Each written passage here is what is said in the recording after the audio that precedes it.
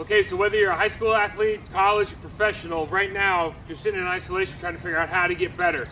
And what I wanted to do today is I'm going to show you some clips from NFL games. I'm just going to go in, take 2 or 3 clips, NFL games, footwork issues that lead to big problems. Okay, footwork issues that lead to big problems. I promise you, we're not going to have to look very far. They occur all the time. A lot of these things are easily fixed. We just have to start focusing on them. So, using chalk to put together this is just for offensive linemen today, but the principles are all the same. But chalk to build out an offensive line board. So this is a 6 to 8 inch board with a little bit of length to it so we can work on get-offs. And a band. We're going to do all the work necessary to improve your footwork at home in isolation. Just went to week 10 and picked up a couple games. Went through literally the first 2 or 3 plays. We look at, this was I think the Thursday night game. Chargers are going to give up a sack, and really it could be avoided. This isn't anything special that the Raiders do here. They run an ET stunt on the left side of the offensive line, so 76 and 66 have to pick this up.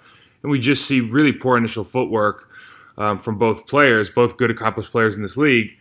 But it happens. And so you look at 66 and his initial footwork here. You see his second step gets wide, so now he has a wide base, can't really adjust anything, and he's turned his body away from 76. Now 76, very accomplished player in this league, first-round pick out of Oklahoma State to the Seattle Seahawks. I think he came in the year I retired.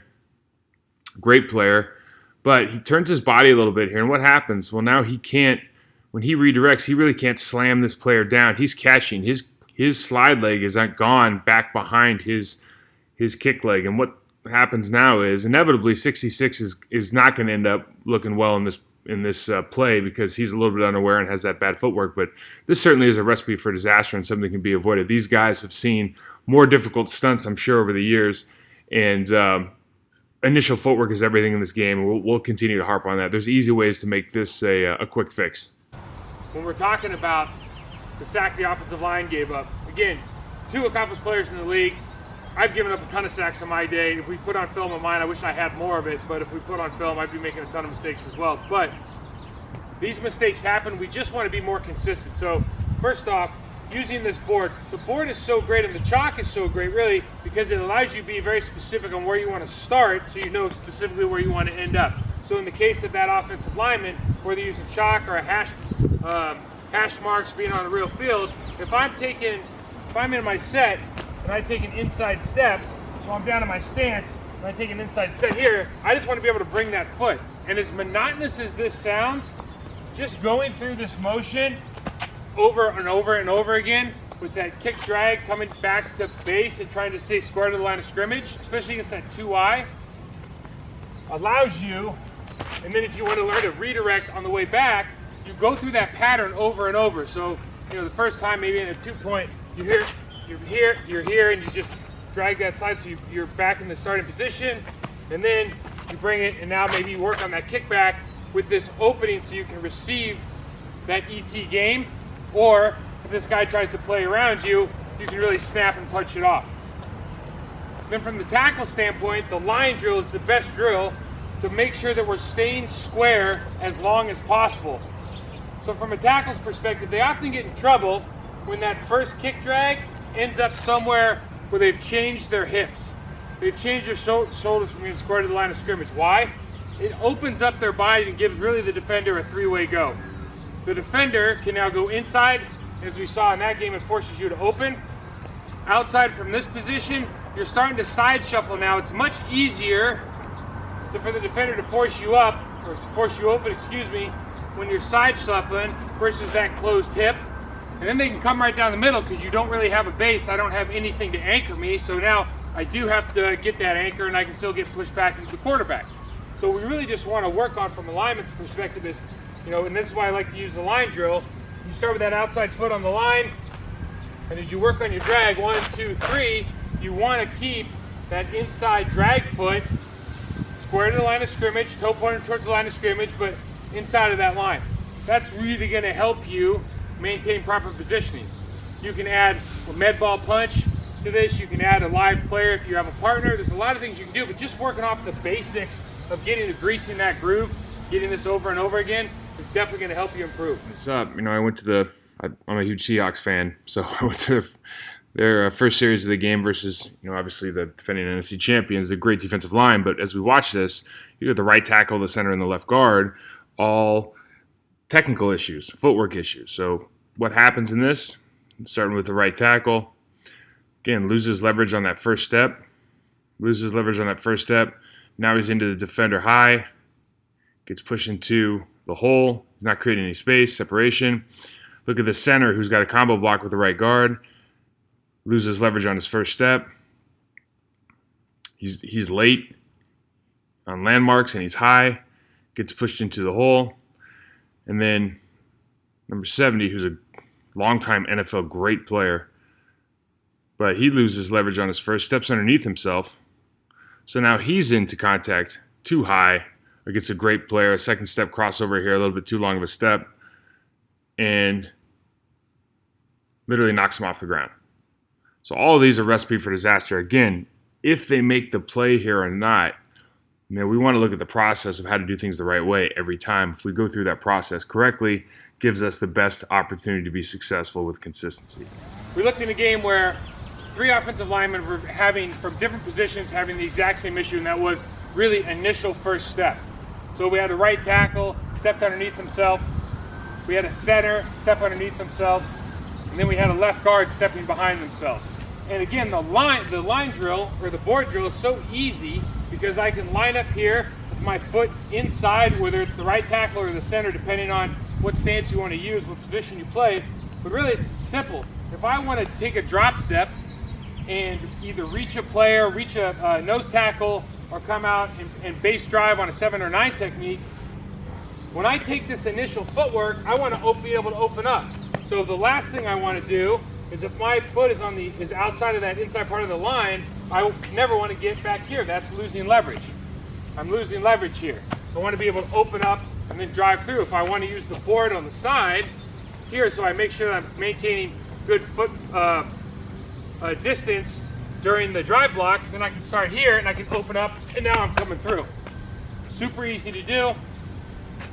If you want to add something to this drill, and all these get-offs, you just add a band with that. That's my trusty partner here, Maddox. Come on, Maddox. Go!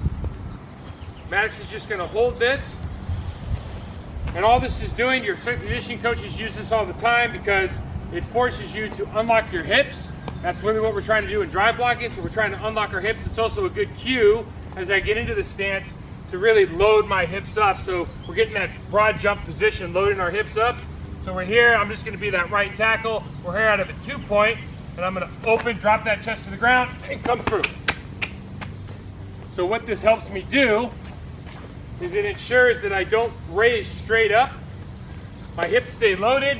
I have that guide, that cue, down, and now hips to hands, driving through. Very, very easy to do. Same thing, stay there, Maddox, with me. So on the left guard, the last thing you want to do is step behind yourself on a backside beat. Why? Because when you step behind yourself here, now my second step either is going to be short, or if I reach for it, I'm going to be high into contact, off balance, and I'm going to get pushed. I'm going to get dominated by that defensive lineman. So it's easy to use this. It's easy to use this band and board just by, again, the band's loading up our hips, making sure we're being honest about rolling our hips when we come off the ball. And the board, you just put your heel on the back side of the board, because we're using chalk today, so it's very easy, and it just shows us every time we take that step, I'm never going backwards. So it's just a visual guide. Again, if you had a piece of plywood, you just move up here, you put your foot up, and you just make sure you're taking that timing step and going straight up, right? And not stepping on that plywood. So here we go through, I take that timing step, and I roll through, whether I'm giving that flipper, that arm, whatever your line coach wants you to use. Here, the Carolina Packers game, they're going to run a power play. If you watch the right tackle, the issue arises because that right tackle steps underneath himself with his initial footwork. As we look at this, you want to come square on this double team so you can rise to number 50. And it's difficult to do that when you step underneath yourself, so you haven't gained any leverage towards that defender. And as that defender moves, ideally, if you were stepping as you should, gaining leverage, keeping those pads square, you can either A, rise up to 50, or B, really help the tight end with number 94. And tight end does a really nice job on 94, but because that tackle has taken poor initial footwork, he can't redirect. Now he's in the wrong position to make the play.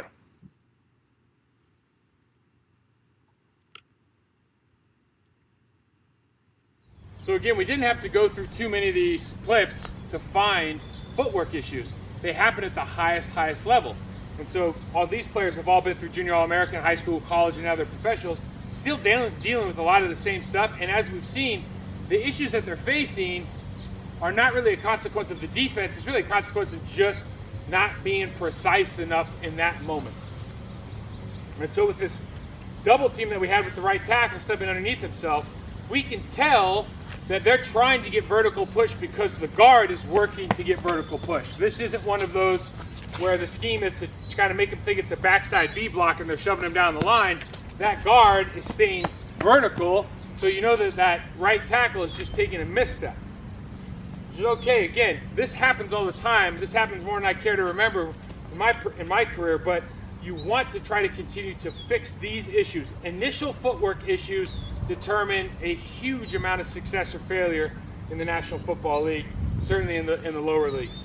So a very easy way to do this is, again, take this foot and use this board drill. So now, the first thing, if I have a very sharp stagger in my stance as a tackle and I'm down like this, it's very hard for me to go anywhere off this foot except for backwards. So maybe we want to work on that mixed down stance. That stance, you know, unless you're second and long or third and long, you're allowed to move in any, you're getting that mixed down stance so you can move in any direction, forwards, backwards, sideways.